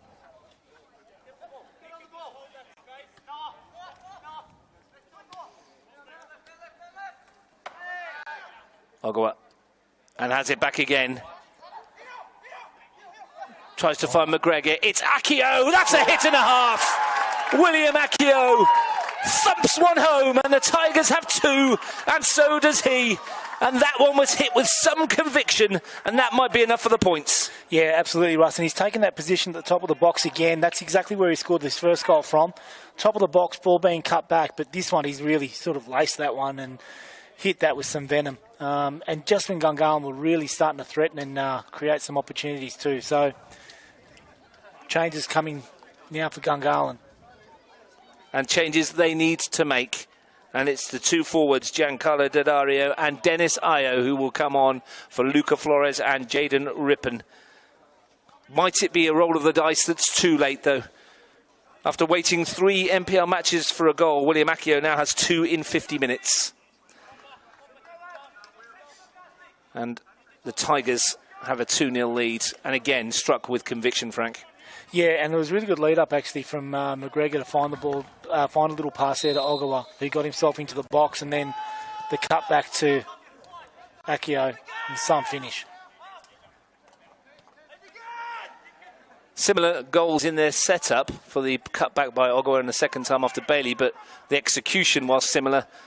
Well, hit much harder the second one through a crowd of players, and Mumford again, not a chance. And now Gunners staring down the barrel. They've made the changes to 2 wide players. Here's one, Dennis Ayo. They need a second half of O'Connor Knight's proportions. They've been 2-0 down before this season and come back to win. I'll be interested to see. They've taken off. So I'm just conscious to see how Dickinson plays this last half an hour or so, Russ, because on a yellow already. 2-0 down. They can't afford to go down to 10 men, and he is still putting himself about. Green forward looking for Dario, who's in here. Totally offside. Oh, what a save. Oh, the flag does go up. What a stop, though, from Lejeune. Low to his right with the one hand. It wasn't hit with any conviction from Dario, but it wouldn't have mattered anyway. I thought he timed his run well to that one as well, Russ. Well, he seemed to shove aside the challenge, didn't he? Yeah. As it was, it didn't matter because But Lejeune that's stopped a good it. start from young Charlie. His sister Lily is part of the Canberra Olympic senior squad in the women's. He thanked me the other day for calling him by his full name, Frank. Giancarlo. A.K.A. Charlie, isn't it? Jeez. You sold me down the river, Russ. No, I haven't. That's what we called him last season. Charlie Dario, that's what he was known as when he was at Canberra Olympic. And we used Giancarlo, and he thanked us for it. So, like, we'll use that. It doesn't matter to me. Call him what you like. You can call yourself what you like, Frank. I usually reserve that for you, Russ. Yeah. The Mikel Arteta of the women's game, except with, I don't think except with more trophies. Losses. Whitehead finds Taneski, 3 runners ahead of him. Nick Popovic to that left-hand side and sent it in, and Taneski was trying to flick it backwards. I think he was offside anyway. Yeah. So Tigers have a second, a reminder.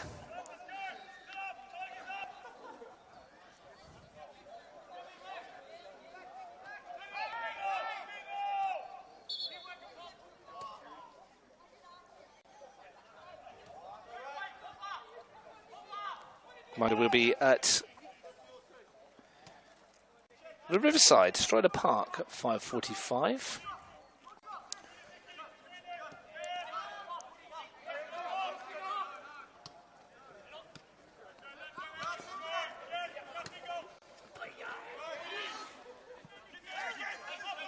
Won by Pitkin.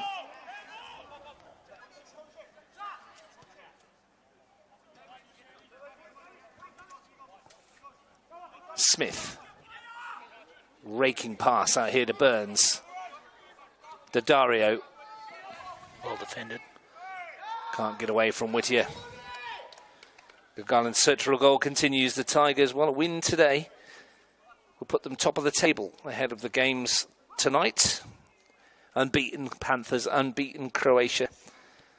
If you're not busy on Tuesday night, don't forget to tune in for Cup football, because Tuesday will be an absolute belter. From Deakin Stadium, 6:30, myself and Steve Forshaw will bring you Canberra, Croatia versus Monero Panthers for a place in the semi-finals. On Wednesday, well, you can join myself and Steve again for Tug Along for Gungahlin at Camp Bar 2, or Sam Watson will take you through the not inconsiderable quality of the game between Canberra Olympic and Gungahlin United in the Federation Cup quarter-finals. It must be some sort of record. Monero and Canberra Croatia meeting each other in the Cup. I think we did it a couple of times when I was there, Russ, as well. Well, they do meet, like I say, they've got the notes for Tuesday night. They've met each other in the Cup a few times. Both sides have had their moments. Games are usually very close. Here's a chance for Dario. Flag stays down, denied brilliantly by Lejeune again. Top-class goalkeeping by William Lejeune. That was the route back into it for Gunners. Yep, that was a chance. Massive chance. Thompson. And pretty much did everything right. Like, kept it low, timed his run. And now they might suffer on the break. Nick Taneski. Popovic one side. Akio bursting through the middle. Here's Popovic. McGregor's unmarked completely on the far post. And Popovic can't find him.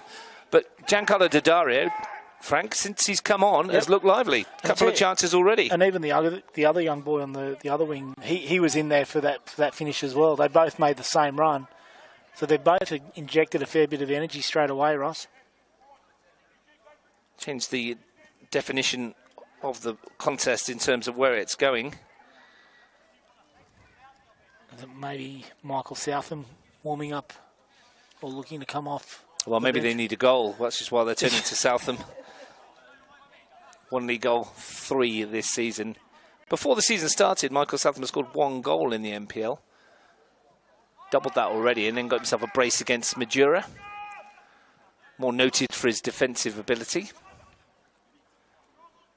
McGregor. Been quieter in the second half, Archie McGregor. Yeah, I just wonder if Calfas is starting to... Ali's thinking about Calfas at all with time ticking away. Yeah, he wouldn't mind a run. Hasn't had an NPL start yet this year. Hasn't had a game yet in the NPL, played in the Cup. He's come back from an ACL and he's done it all on his own. He's really worked hard to get himself fit and get strength back into his legs. Scored a very good goal in the Cup here. Yeah. Fairly hammered it home. Doesn't tap a ball in, does he, Nikos Kalfas? Likes to put his foot through it, shall we say. But just going back to that chance for Daddario, brilliant goalkeeping from Lejeune. Stood tall, stood strong. You got two better goalkeepers in the competition here, Ross. They're both massive presences as well. They're big boys. Here's Akio. Can't quite squeeze it into an unmarked Nick Tedeschi. But when you're talking about you can't buy a goal for love nor money, Frank, that chance from Daddario, yep. Sometimes a keeper will push it out and you just get a tap in, won't you? Yep. And it just falls to a defender on that occasion. It just seems to be the way it's going for Gunners at the moment. Oh, the league champions last year. Yeah. I mean, they were probably thinking that the Cup game was probably enough to turn their fortunes around, but yeah, they just seem to be struggling a little bit in front of goals. There's a good chance here, 4-on-2. Nick Tedeschi. Popovic one side. That's where it's gone. Forced him rather wide. Nick Popovic, can he find the right ball in? It's a good ball in. It's going to come out for Tedeschi. Under pressure from Thompson. He's still going to get the shot away. The deflection takes all the power off it. And it's easy in the end for Mumford. It doesn't get any easier for Gungahlin, Frank. They're at home to Canberra, Croatia in round 4. And then they on the road to Griffith for Ugali in round 5. Oh, no, that was Tigers that played Griffith. Tigers, yeah.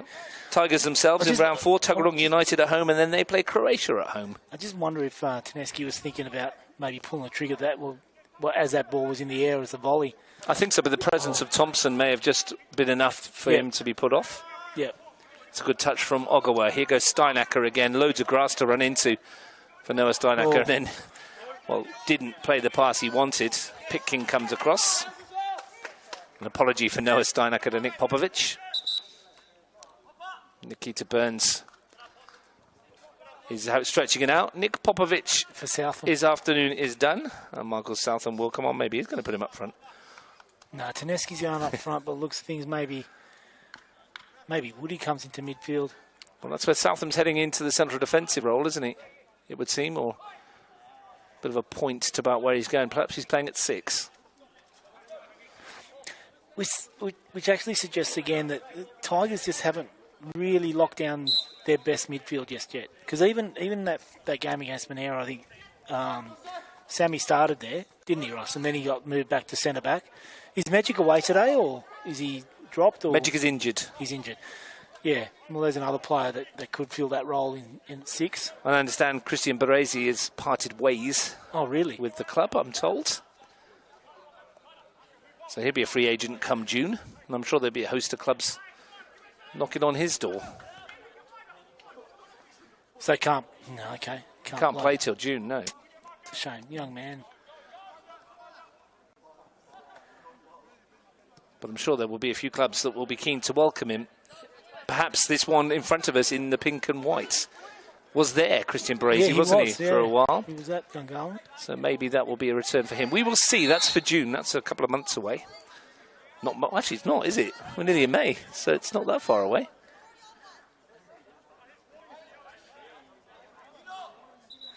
I'll tell you what, it's another foul.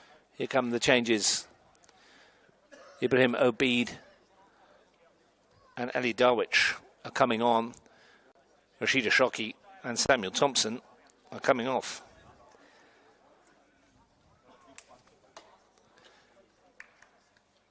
And that's the Gunners bench. Apart from Isaac Alvarez, the goalkeeper, who I should imagine we'll see. Yep, another one with a sister at Canberra Olympic in the women's. Angus Pitkin's sister played for last night for Gungahlin United, I understand. There you go. Off the bench for a first grade debut. Congratulations. Lillian Pitkin. So it's a family affair in Canberra, isn't it? Whittier, Pitkin, McGregor, Ogawa. Plenty of time for Tomohiro Ogawa. Whittier. Ogawa again. Had a shaky start to the season against the Panthers, did Ogawa, but since then he's got back into the form that saw him win the Player of the Year last year. When he's on his game, there's few finer in the Premier League, if any. Whittier, Pitkin. McGregor did well to get any sort of control on that. It fairly fired itself at him. Milutinovic.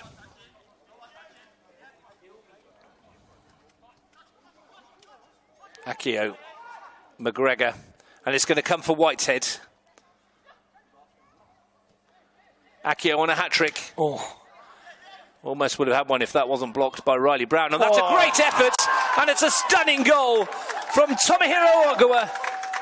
Just saying his form has been picking up. And when he hits it like that, there's no stopping it. And the points are staying with the Tigers. Yeah, cracking goal, Russ. What a well-worked finish. Left foot, pretty much top corner. And not much Mumford could do about that. That was such a clean strike. Aidan Mumford has been beaten by 3 scorchers this afternoon. Nothing he could do about that at all. And Tomohiro Ogawa finds his second goal of the season. And he finds it with as much panache as he did the first. And this form now from the Tigers, it's taken them a couple of games to get into it, but this form now will have a few teams looking over their shoulder. On course for a second NPL win in a row. A second clean sheet in a row. And William Akio joining their list of goal scorers with a brace. The 2 imports, Frank, doing the damage. Yep. And Gungahlin probably thinking what might have been if they could get it back to, when they had the opportunity to get it back to 2-1. Southam finds McGregor. Turns very quickly, doesn't it, Russ? Well, goals are important, and they change the complexion. Southam with green, no doing for the free kick. Abid. Looking for Dickinson. Amongst that, the first shot from William Akio. Riley Brown stuck a foot out to block it, almost took his foot off. Yeah, he hit it well. Could imagine that was going. And then it came out to Ogawa. Game over.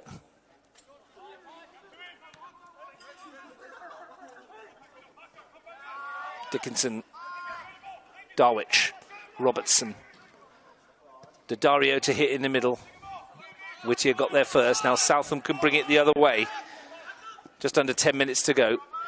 Tigers might want more. McGregor, great first touch. Burns did well.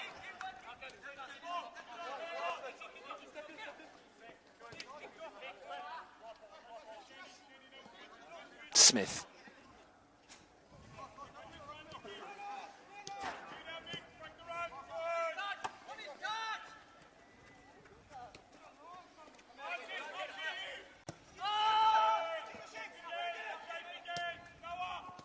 Darwich. Daddario. Really good discipline, those Tigers, Russ. You can see the numbers, how well structured they are behind the ball. Even at 3-0 up, they're sticking to their plan. Well, clean sheets are important to them. Oh, look, I think Ali will be pretty impressed with what he's seen so far. It's a good recovery from shipping 5 in the first round. That's going to fall for Ibrahim Obid, one of the substitutes.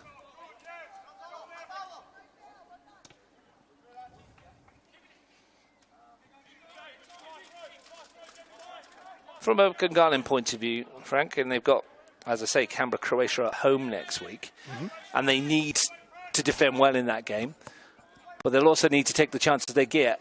Has Giancarlo Daddario and Dennis Ayo played themselves into this team for next week, in your opinion? Bear in mind, it's not your call.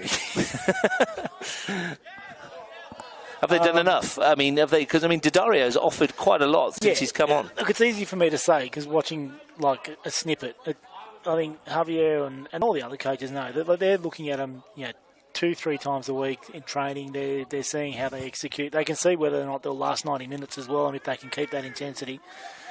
I'll tell you what, I mean, Daddario especially would be knocking on the door. Well, Dennis Ayo started the first two. Yep. Came off the bench in this one. Daddario, this is his third substitute appearance of the campaign in the league. Here's Ayo. Goes past the first challenge. Tries to find Jack Green. He's going to come for Ayo. And that's wide. Yep, but again, like he's created something there and he's lively and he's... Here comes Nikos Kalfas. Yeah. Look, I think definitely they're sticking their hand up. They're doing everything they can to get picked the following week. Yeah, I hate sort of saying as another coach to another coach, oh, he should be playing or he should. This is the point. Yeah. I mean, I did say exactly this question with Ali Effie and Ian Worthington earlier on when we were discussing it over a coffee, saying we only see Saturday afternoon. Yep. You don't see what you said. That's exactly the words I used. You don't see what we say Monday to Friday. We don't see what state they're in mentally either, do you? You don't know what kind of week they've had. Yep, correct. But all we do is say what we see in front of us, and from what I've seen from Daddario in the 25 minutes or so he's been on, might be worth a shout. Oh, definitely sticking his hand up. Both the boys are sticking their hand up. Well, Nikos Kalfas has come on for Shandon Whitehead, so we'll see what that does to the defensive side of the game. William Accio to left back maybe for the time being. Hamish Wales has come on as well at the same time. Looks like... Is that Archie McGregor gone to left back? Well, Hamish Wales has gone to left back. He's come on. He's come on. For Archie McGregor. Gee, that looks the same. Yeah, the same size.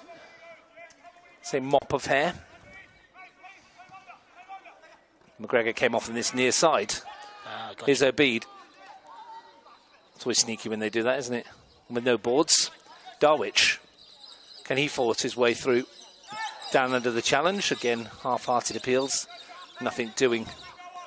Kalfas. It comes off of Steinacker. Smith gives it straight back. And that's offside, I think. Nick Tineski. You can complain about it all he likes. It was a good yard. Yeah, that one he got caught. But and there's going to be a substitution in goal here for the Tigers as well.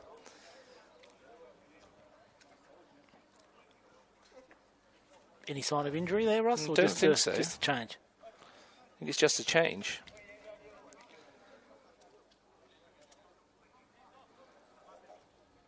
Gabe Tarazi for Willem Lejeune.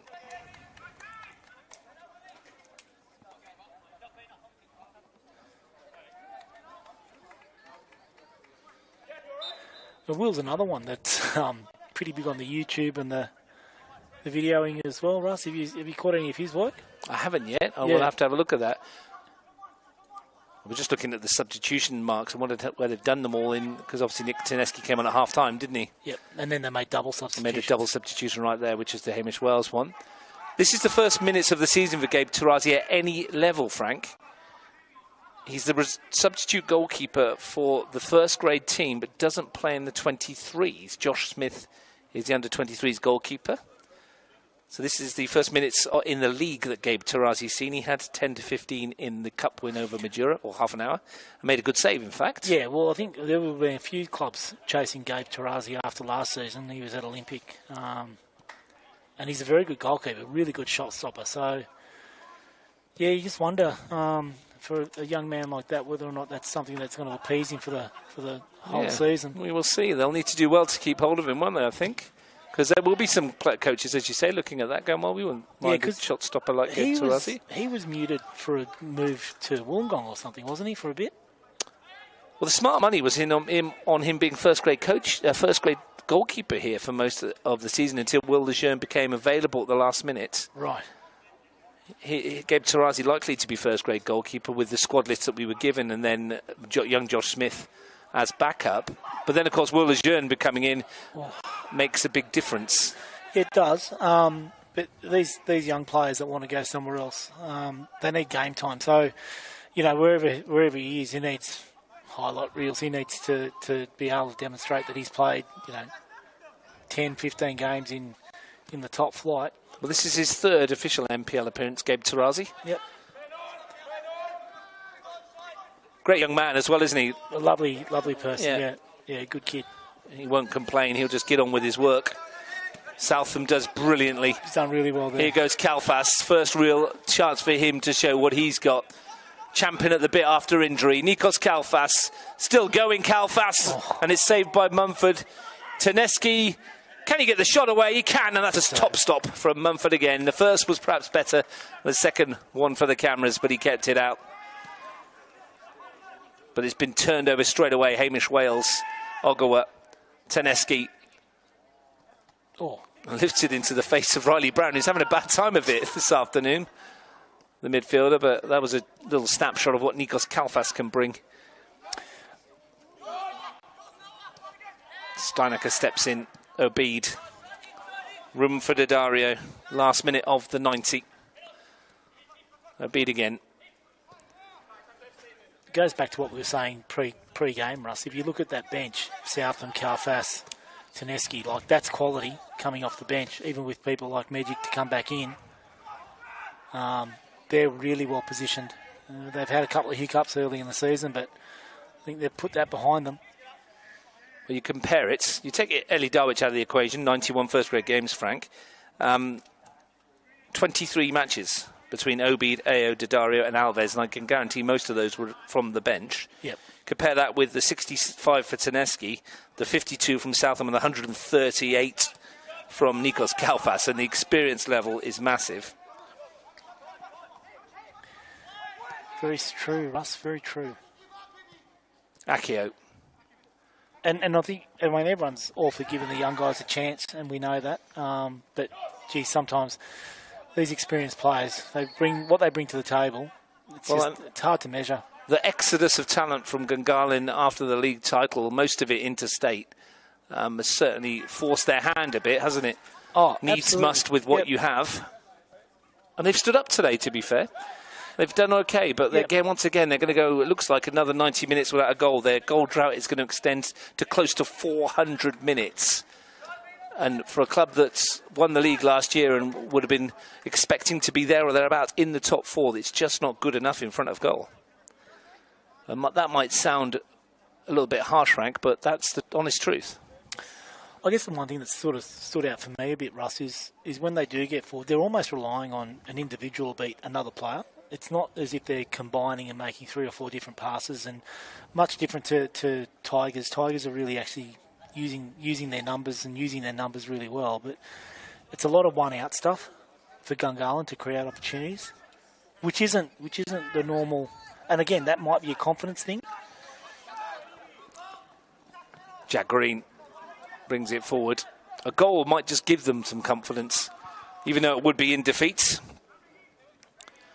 And it would matter very little other than the fact it would get them off that big round 0 for the season. The only team in the league yet to score a goal.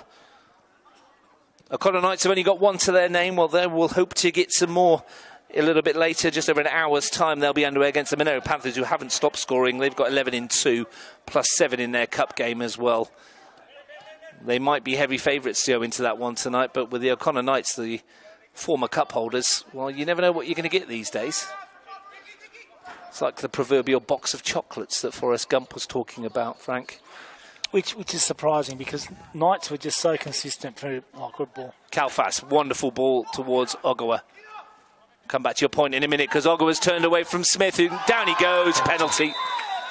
Very little doubt. Ogawa turns Smith inside out, and a chance to put the icing on the cake for Tigers FC. And will it be William Akio? The point you're making about the Knights being very consistent last year, well, we'll see about that later on.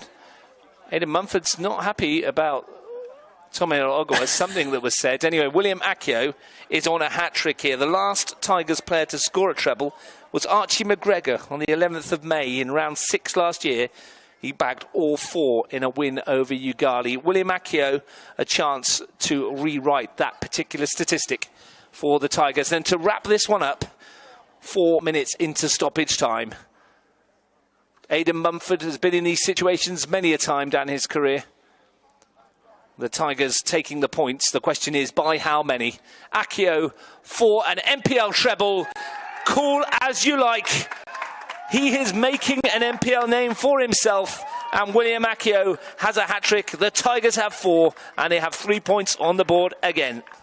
Yeah, really well taken penalty, obviously, Russ, but the lead up to that penalty, the ball from Kalfas into Ogawa, and then Ogawa was really worked on Julian Smith in the box, and Delphina Shakespeare had no choice but to give the spot kick. And look, 4-0 probably might be a little bit harsh on Gungahlin, but at the same time, like I said, Tigers are really making a statement today, and had a number of clubs, I reckon, be looking over their shoulder now. A 4-0 away win at O'Connor Knights. A 4-0 home win over Gungahlin United.